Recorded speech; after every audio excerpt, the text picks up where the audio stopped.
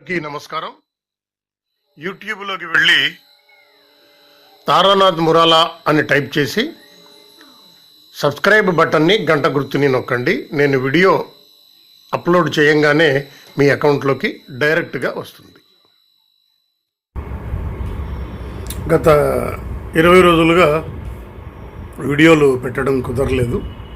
ఇంట్లో పిల్లలు మనవాళ్ళు మనవరాళ్ళు ఉండటం మూలంగా. అయితే ఒక ఇంపార్టెంట్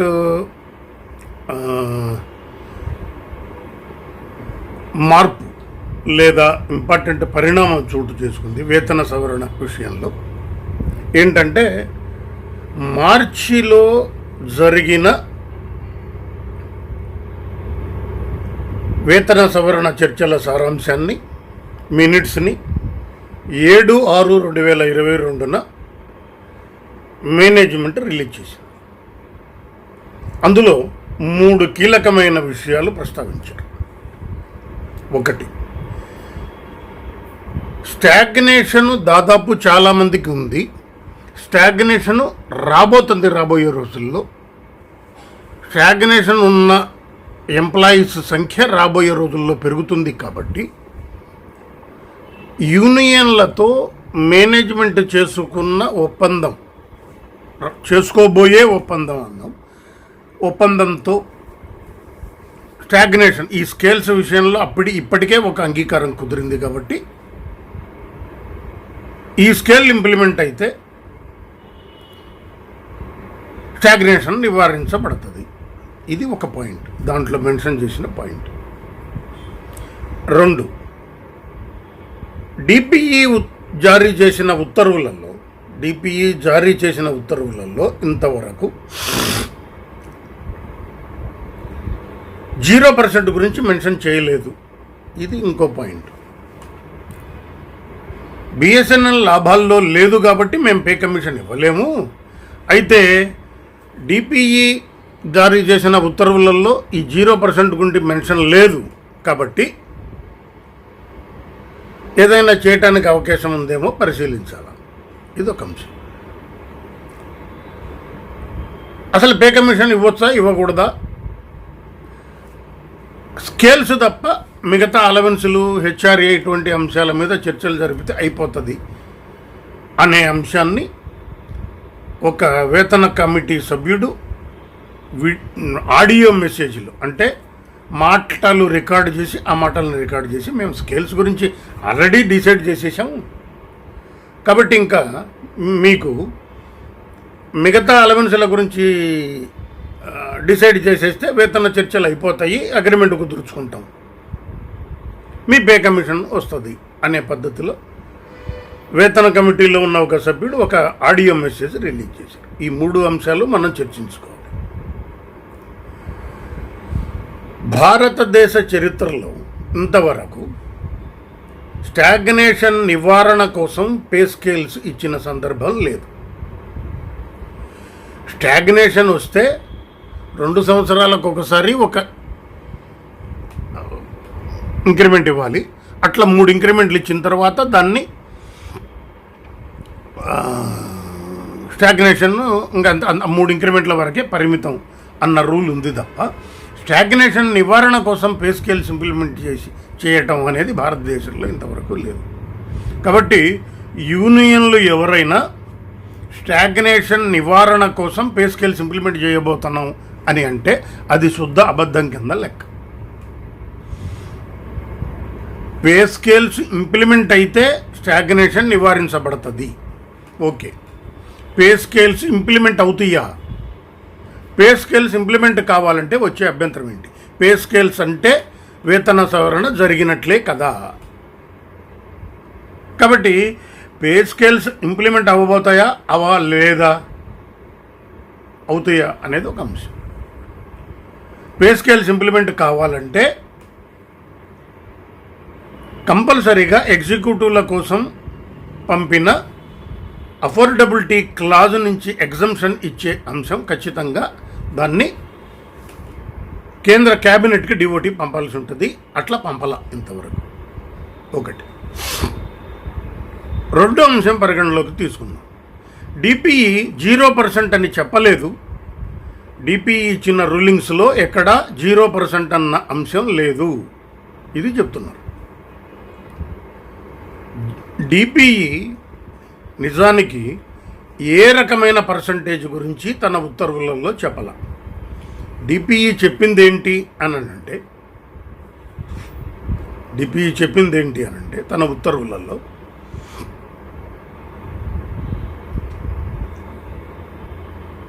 ఏదైనా ప్రభుత్వ రంగ సంస్థ వేతన సవరణ ఇంప్లిమెంట్ చేసుకోవాలి అని అంటే ఆ పిఎస్యు కంటిన్యూస్గా గత 3 ఏళ్లుగా లాభాల్లో ఉండాలి. అంటే 2017 నాటికి లాభాల్లో ఉండాలి.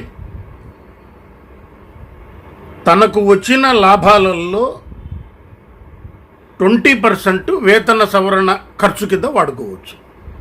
అంటే సపోజు ఒక 10,000 రూపాయలు లాభం వచ్చింది సంస్థకు అనుకుందాం. 2,000 రూపాయలు వేతన సవరణ చేసే ఖర్చు కింద వాడుకోవచ్చు. 2,000కి మించి వాడుకోవటానికి లేదు.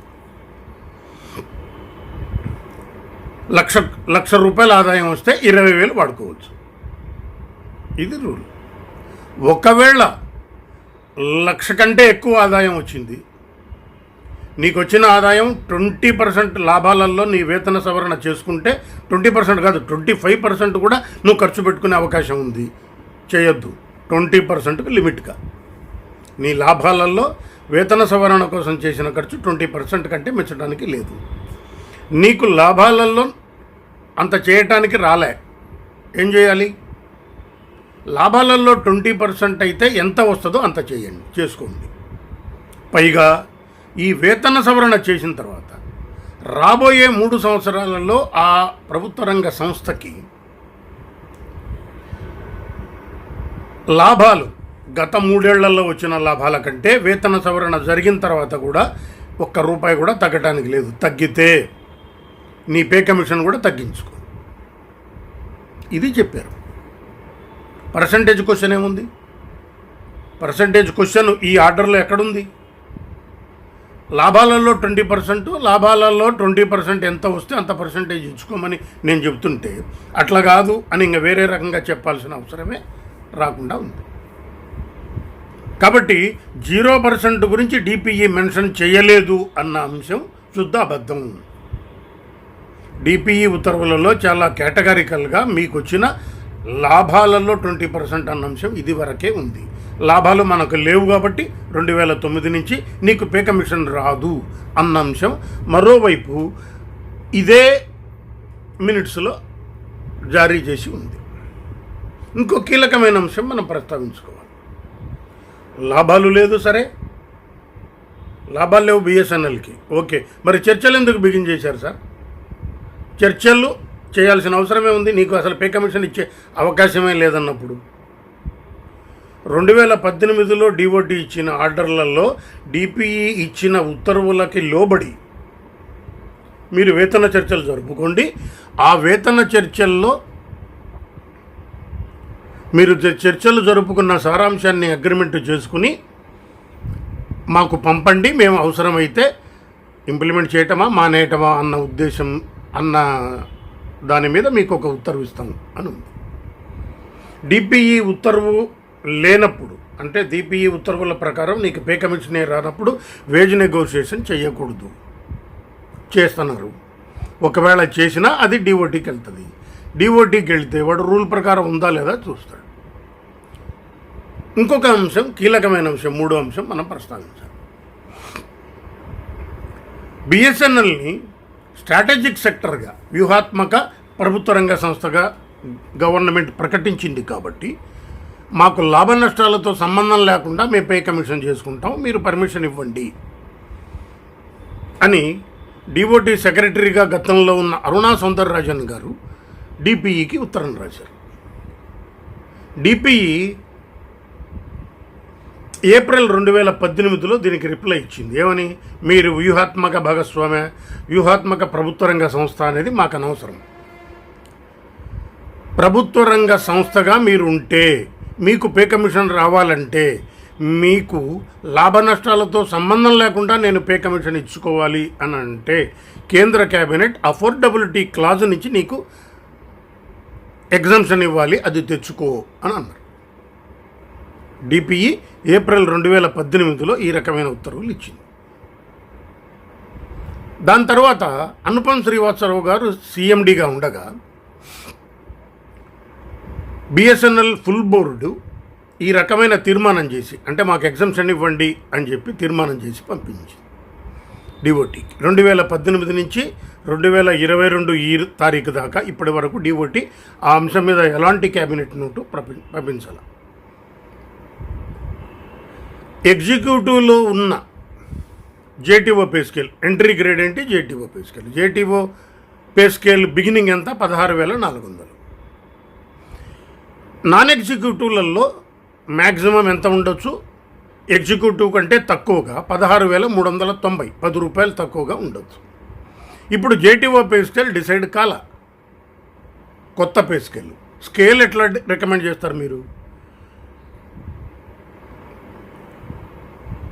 వేతన సవరణ కమిటీలో ఉన్న సభ్యులకి సూటిగా మనం ప్రశ్నించాల్సింది ఏంటంటే, ఎగ్జిక్యూటివ్ యొక్క మినిమం పే స్కేల్ డిసైడ్ కాకుండా నాన్ ఎగ్జిక్యూటివ్ యొక్క మ్యాక్సిమం వాళ్ళకంటే 10 రూపాయలు తక్కువ ఉండేలాగా రూల్ ఉంటే మీరు ఎట్లా రికమెండ్ చేస్తారు? స్కేల్స్ ఎట్లా డిసైడ్ అయినాయి? ఇది ఖచ్చితంగా ఉద్యోగస్తులని మోసం చేసే ప్రక్రియనే, మేనేజ్మెంట్ కానీ యూనియన్లు కానీ. కాబట్టి ఆ మినిట్స్ పట్ల మనకు అర్థమయ్యేది ఏంటంటే, వేతన సవరణ మీద యూనియన్లు రేపు అక్టోబర్లో జరగబోయే వెరిఫికేషన్ కోసం డ్రామాలు ఆడుతున్నాయి అని అర్థం చేసుకుంటే తర్వాత ఏం చేయాలో మనకు అర్థమవుతుంది. ధన్యవాదాలు.